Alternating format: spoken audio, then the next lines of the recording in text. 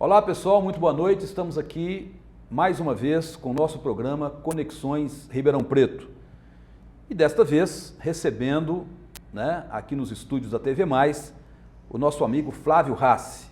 Ele que é ativista cultural, tem aí um trabalho interessante, principalmente na área de teatro, mas também em outros campos artísticos, vinculados principalmente à Casa das Artes, que já tem história, já tem um portfólio muito interessante aqui em Ribeirão Preto. É com grande alegria que a gente está recebendo aqui o Flávio Rassi para uma conversa sobre o panorama cultural de Ribeirão Preto nesse momento. Flávio, muito boa noite. Tudo bem? Boa noite. Obrigado pelo convite. Ok. Ô Flávio, vamos aí começar a nossa conversa, falando sobre a questão histórica do orçamento da Prefeitura dedicado à cultura, à Secretaria da Cultura. Vamos conversar um pouco historicamente como é que tem sido essa dotação orçamentária e agora, ultimamente, com a mudança de governo, saiu o Darcy, entrou Nogueira, afinal a gente esperava alguma mudança nessa área, Está tendo sim, parece uma mudança, mas não aquela que a gente esperava, Uhum. O que você tem a dizer, você que está acompanhando mais de perto essa questão aí da discussão da dotação orçamentária da Prefeitura na área cultural? A gente tem dá para observar nos últimos cerca de 4, 5 anos como que vem se construindo o desenho do gráfico de investimento em cultura aqui em Ribeirão. Quando a gente estiver discutindo o orçamento para a cultura, a gente pode falar sobre valores, quanto se destina diretamente em recurso para investimento em cultura, mas é interessante a gente pensar a participação da cultura dentro do orçamento geral do município.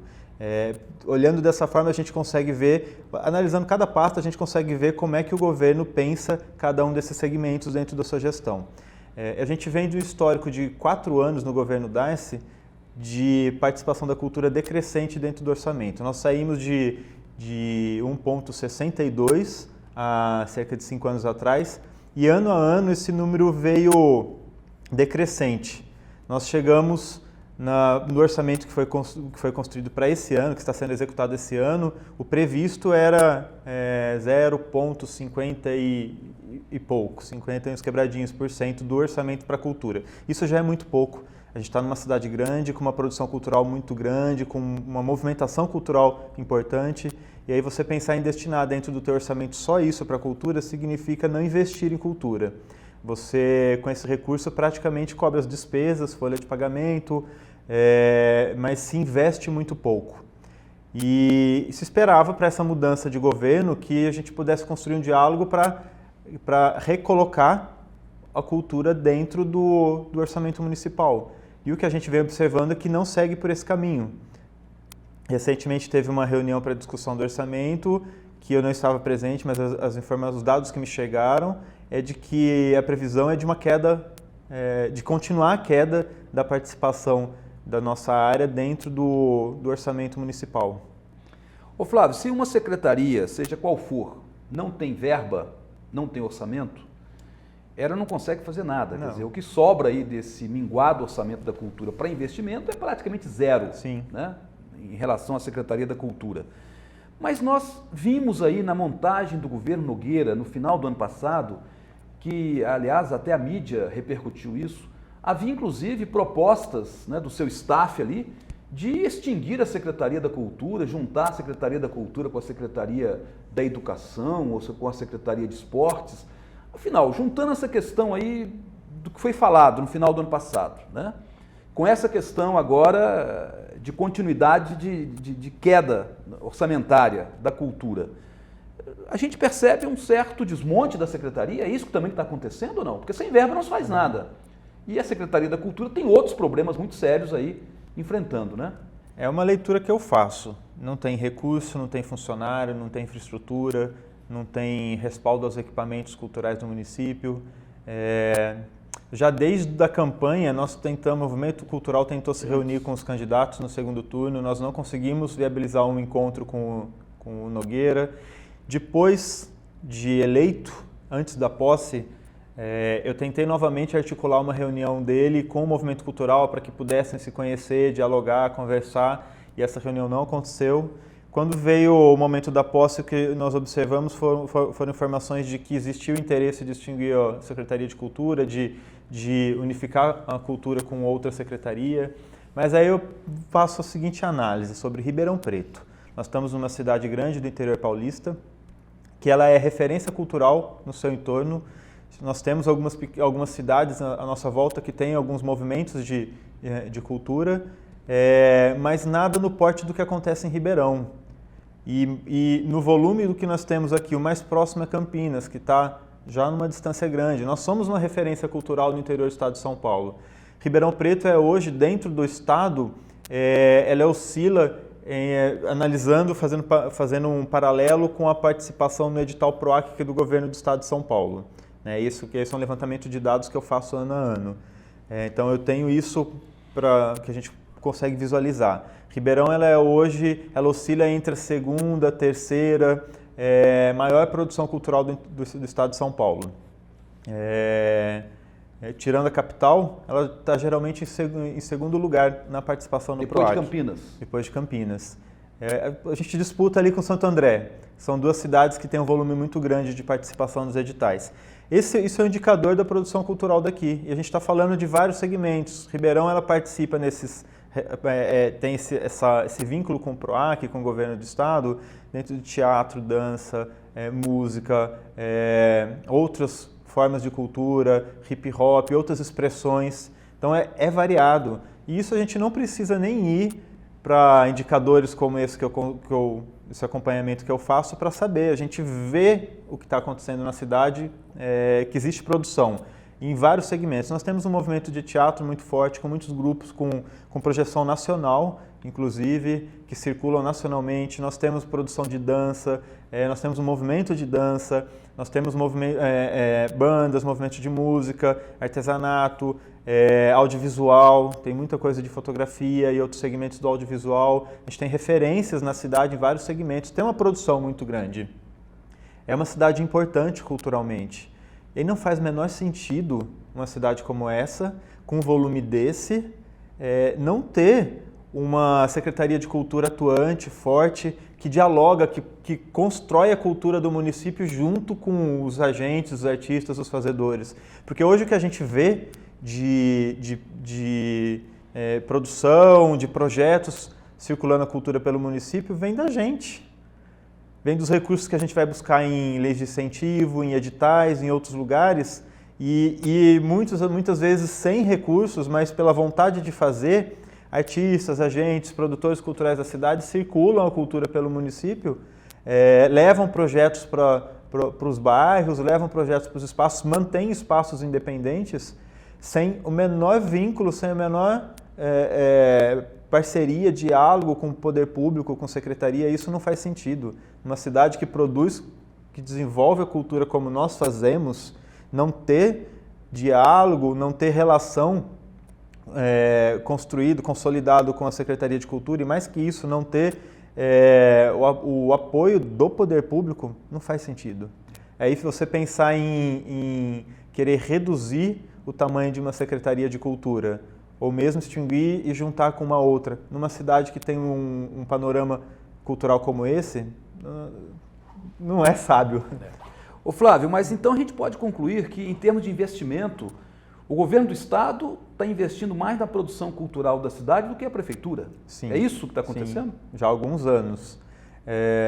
Quando o PIC, o Programa de Incentivo Cultural, ele terminou, a última edição dele foram destinados recurso direto do município, R$800 mil. Foram distribuídos em prêmios para projetos que foram executados na cidade.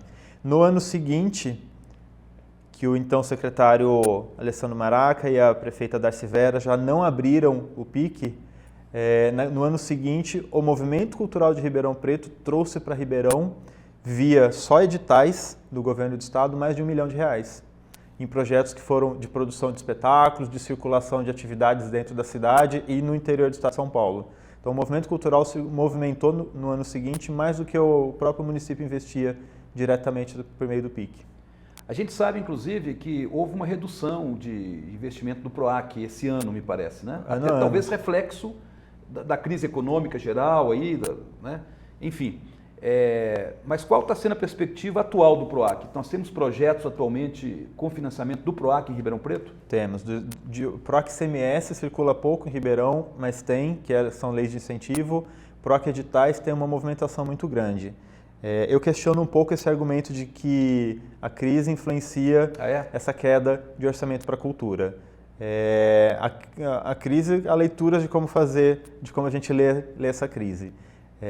Mas precisa reduzir despesas. Então você vai reduz num ponto 5%, você reduz numa outra pasta 6%, você reduz num outro programa 8%, você reduz na cultura 25%, 30%. Então não dá para justificar a queda de orçamento tanto no município quanto no estado em função da crise. Porque a crise ela não se aplica nessa queda de forma igual dentro do orçamento, tanto do estado quanto do município. Então, a cultura ela perde muito. Precisa tira-se muito da cultura e não da mesma forma que se tira de outros lugares. Isso, na verdade, acontece historicamente em Ribeirão também. Toda vez que tem um cenário de problemas na área de fiscal, arrecadatória, enfim, você tira muito mais da cultura, né? Tira menos de outros lugares e muito mais da cultura. E o Estado tem feito isso também. O Estado tem feito e ano a ano. A gente já está indo para o terceiro ano de queda do orçamento. Nós tivemos um investimento maior em 2014, porque teve um movimento no estado de São Paulo, de todo o interior, de artistas e grupos que se reúnem, que dialogam como movimento no interior do estado, pleiteando mais recursos para os editais, porque é um programa que funciona. E nós tivemos um aumento, então, para 2014, mas nos anos seguintes, ano a ano, já o mesmo histórico de queda. E nós tivemos quedas acentuadas, porque além da queda no orçamento, o contingenciamento tem sido muito grande também. Então você acaba tendo um orçamento menor, mas aí investe-se menos ainda. Então tá queda ano a ano. Ainda assim, Ribeirão Preto tem uma participação muito grande, tem trazido muito recurso para a cidade via Estado e via artistas e movimento cultural. Exato. Vamos encerrando por aqui o primeiro bloco, né, do Conexões Ribeirão. Estamos conversando hoje com Flávio Rassi, ativista cultural, um verdadeiro expert nessa questão de políticas públicas, né, investimento do Estado, da Prefeitura, na questão cultural em Ribeirão Preto. Estamos, inclusive, sendo muito bem informados, inclusive com números e dados que ele tem trazido. Daqui a pouquinho a gente volta para continuar essa conversa aqui com o Flávio.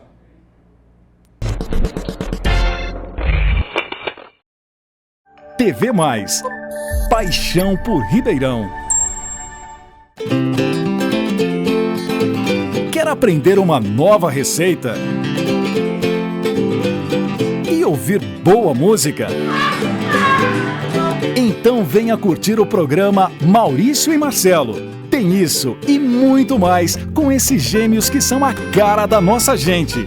Toda quarta, ao vivo, às 20h30 da noite. TV Mais. Paixão por Ribeirão.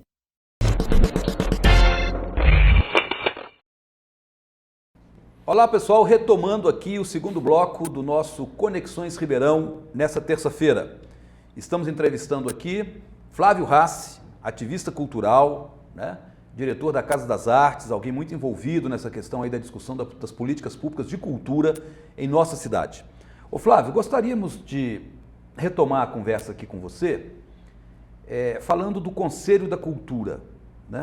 Historicamente, a gente sabe que a relação do Conselho com o poder público aqui de Ribeirão Preto foi um problema, um entrave muito sério. Inclusive, o Conselho já eleito, né, com a sua posse adiada aí por vários meses, 10, 11 meses, né, no governo anterior, né, uma disputa muito grande, uma falta de consenso em torno, por exemplo, da própria funcionamento do Conselho, da participação política dos diversos segmentos culturais dentro do Conselho, né? E com a mudança de governo, houve também algumas alterações, né, legais. Um pouco antes da mudança de governo, houve a aprovação da lei do Sistema Municipal de Cultura, né, que determinou outras diretrizes, outras questões, e que deveriam ser aplicadas e exercidas pelo atual governo, né? E eu gostaria de que você começasse esse segundo bloco falando em que situação, em que pé que está essa questão do Conselho. Parece que já vai para uns 10 meses também, sem Conselho Municipal da Cultura. Quer dizer, Ribeirão Preto, como você disse, uma das cidades com maior aporte, né, financeiro do PROAC, né, uma das maiores, né, disputa aí terceiro lugar mais ou menos, uma cultura pujante, uma cultura, né, importante, uma referência cultural no estado de São Paulo, né? Não ter um Conselho Municipal da Cultura, isso é muito grave, muito sério, né? Gostaríamos que você nos atualizasse a respeito dessa questão. O que eu tenho, essa gestão, eu fiquei distante do Conselho, mas eu tenho acompanhado um pouco o que tem acontecido. No governo Darcy, houve uma política de controle dos conselhos. Então, os conselhos, quase todos do município, foram aparelhados e controlados pelo governo. O Conselho de Cultura talvez seja o único que resistiu, cumprindo a sua função de representação de sociedade civil, controlado pela sociedade civil. E nós tivemos, então, durante o governo Darcy, vários problemas de funcionamento do Conselho, de existência, de tramitação de leis que o Conselho precisava tramitar, até para sua própria reformulação, atualização, e o governo não executava essa tramitação. Nós tivemos um caso de uma mudança na configuração do Conselho, que isso precisava passar pelos trâmites legais de mudança de lei. Isso ficou engavetado na Casa Civil muito tempo, foi um desgaste muito grande, uma dificuldade de posse da nova chapa. E aí, curiosamente, a gente está revivendo isso, um outro governo, um outro mandato, um outro gestor, e a gente está revivendo isso. O Conselho de Cultura, ele passou no final do ano passado por algumas mudanças estruturais. Com a aprovação do Sistema Municipal de Cultura, o Conselho ele muda de nome, ele muda de estrutura, e aquela gestão do Conselho fez todo esse processo de mudança, construiu a sua nova configuração, foi enviado, como é o trâmite, foi enviado para o governo, para que o governo encaminhasse essa publicação, e aí o que nós nos deparamos agora é novamente com esse engavetamento. Então, a gestão anterior ela já acabou no final do ano passado. Até agora não foi possível fazer uma nova eleição, porque essa tramitação de lei que era necessária não foi feita pelo governo. Inclusive agora, dá para se entender que nós estamos realmente sem Conselho de Cultura, porque com a aprovação da lei do Sistema Municipal de Cultura foi extinto aquela estrutura. Aquele conselho foi extinto, precisa ser republicado. Então, foi revogado o que existia de lei anterior que criava o Conselho de Cultura. No momento, nós estamos legalmente, o entendimento que se tem de que não existe conselho. E a gente precisa dessa aprovação, dessa tramitação dessa lei para poder conduzir o processo eleitoral e formar uma nova gestão do Conselho de Cultura e dar andamento nisso. Só que isso está parado dentro do governo, por quê? Porque a proposta como o Conselho de Cultura se estruturou enquanto distribuição de cadeiras, entendendo o Conselho de Cultura como um espaço de representação da sociedade civil, uma ponte entre população e poder público, ele é o espaço de sociedade civil presente. Essa gestão que tramitou essa mudança, ele fez uma configuração para o Conselho de Cultura que o governo não quer tramitar dessa forma. Ou seja, se a gente quiser ter um conselho, ter uma nova eleição para o conselho, que isso se dê andamento, precisa fazer o que o governo quer. O governo não consegue entender que isso a autonomia dessa escolha é do próprio Conselho de Cultura. Foi feito um processo de discussão interno lá para essa configuração. Isso a gente chama, no dito popular, de tratorar a decisão do próprio Conselho. Né? Então, o governo tem esse poder de não dar andamento se não for feito do jeito que quer. Às vezes sou um pouco como criança mimada, né? Se não fizer do jeito que quer, vai bater o pé. E é o que está acontecendo. Infelizmente, né, Flávio? Porque, na verdade, isso não acontece só na área cultural. Você tem até por determinação legal, né, quando você implanta os sistemas de educação, saúde, cultura, meio ambiente, etc., você passa a ter uma certa inter-relação muito estreita entre os níveis da federação municipal, estadual, federal, né? Inclusive com questões assim que ficam presas, né? Questão, por exemplo, de dotação, de verba, de envio de verba para o município acaba dependendo da aprovação do conselho, por exemplo, né? E principalmente nesse aspecto é que há também, eu queria que você falasse um pouco sobre isso, é que há também essa forte tendência do poder público de controlar o conselho, né? Principalmente aquele conselho que decide destinação de verba. É isso também? O Conselho de Cultura, com a criação do fundo, no Sistema Municipal de Cultura foi criada uma dotação orçamentária para o Fundo Municipal de Cultura. E quem controla essa destinação de recurso é o Conselho de Cultura. A partir dessa lei que foi aprovada, foi estabelecida. Isso, já no começo do mandato, nós já observamos que isso era uma situação que gerava um certo incômodo ali dentro da Secretaria de Cultura.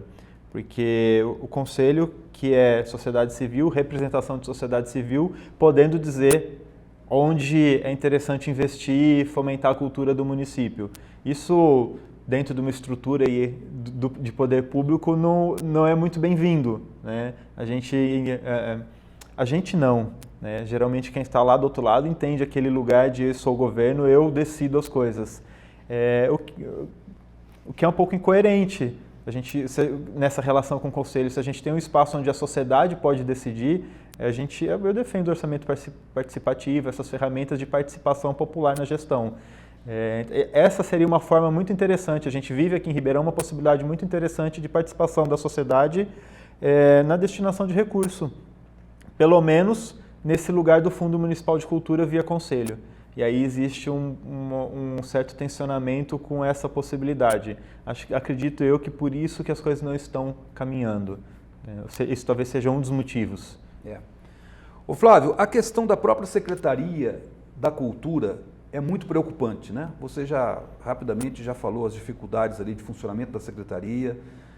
Parece que é um andamento aí de desmonte da Secretaria, desmonte paulatino, pouco a pouco, né? A própria gestão da Secretaria, né? A gente percebe da forma como vem sendo conduzida desde o início da atual gestão, né? Uma gestão pouco dialogada com a própria comunidade de artistas, do movimento cultural, do conselho, né? Afinal, acho que a perspectiva era outra, né? Em termos assim, eu falo historicamente falando, não com esse atual governo. Quando você fala da gestão de uma secretaria, você pensa que seria uma gestão democrática, com participação, com diálogo, né? Com participação direta do conselho, né? Junto ao gestor, né? E afinal, parece que é um outro problema também que está aí colocado. É isso mesmo? Existe me parece, uma falsa sensação de que o movimento cultural não quer dialogar com o poder público, que o movimento cultural se coloca num lugar de oposição. Isso é uma falsa sensação. Nós temos no histórico, no primeiro mandato da Darcy, uma ótima relação com a Secretaria de Cultura.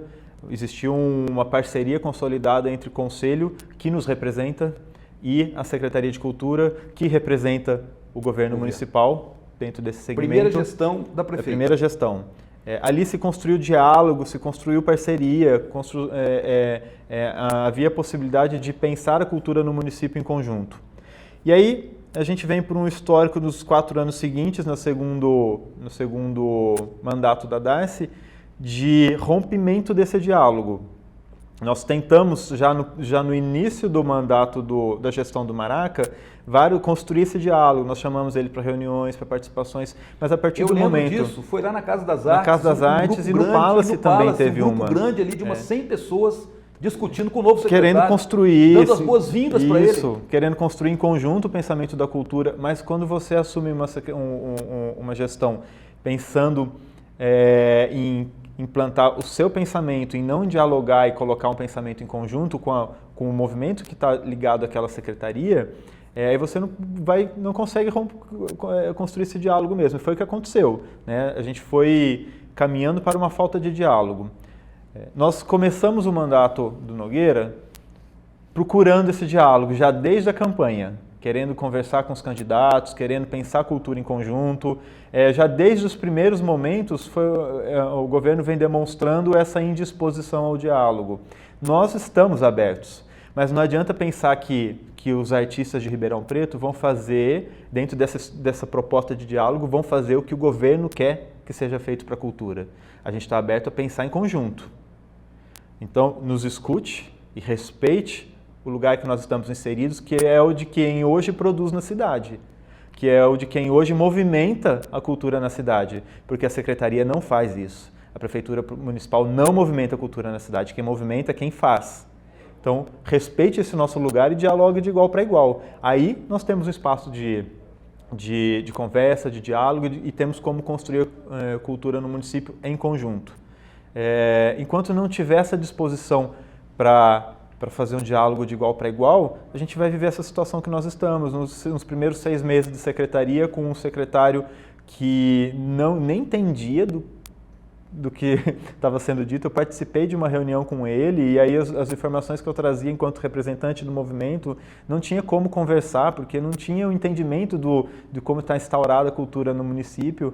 E aí a gente vem agora para uma nova gestão que também foi uma gestão que foi colocada ali sem diálogo nenhum com o movimento cultural, por mais que venha do movimento, não foi construído com diálogo. Então o que a gente quer é ter espaço para conversar de igual para igual. E aí não é só com secretaria, é com o governo, que aí a gente pode estabelecer um projeto conjunto de cultura para a cidade. Muito bom, Flávio. Foi muito boa a nossa conversa aqui. Você nos atualizou e atualizou os espectadores aí, né? Os telespectadores do programa em relação a esse panorama atual da cultura, né? Tivemos recentemente aqui também o Jonas Pasqualic, que é outro ativista cultural, né? Abordou sobre outros pontos de vista essa mesma questão, e só tenho a agradecer a sua presença e que venha outras vezes, tá? Eu que agradeço, obrigado pelo convite, estou à disposição para falar sobre cultura quando for necessário. Isso. Aliás, a cultura nossa de cada dia, a gente tem que tá acompanhando, não abrir mão dessa discussão, porque é alguma coisa que faz parte da nossa humanidade, né? Da nossa cidadania, né? Então a gente tem que colocar na mesa e estar discutindo, né? Muito obrigado aí pela sua presença. Obrigado. E encerramos por hoje mais um Conexões Ribeirão, prometendo voltar e convidando todos vocês para estar com a gente aqui na próxima terça-feira, 9h30 da noite, aqui na TV+, canais 22 e 522 da NET. Até lá!